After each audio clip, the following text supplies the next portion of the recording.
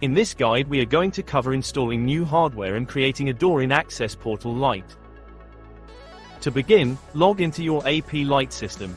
If this is a new installation, your default IP will be 192.168.100.1.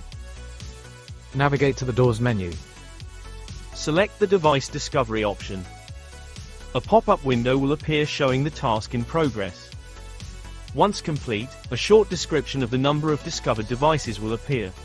You can close this window using the X in the top right of the window. Select the Add Door option. In the pop-up window, provide a name for your new door, then select Next.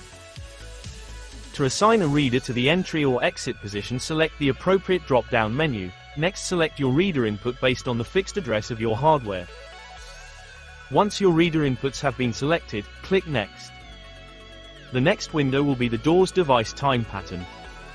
You will have the opportunity to customize the door's behavior. You can change the lockout state or the entry requirements such as card plus pin.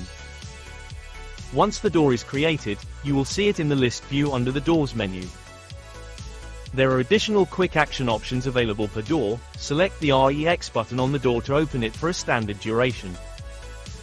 You will note the door status icon will appear as unlocked while the relay is triggered. Selecting the Open Door timer will also allow you to trigger the door.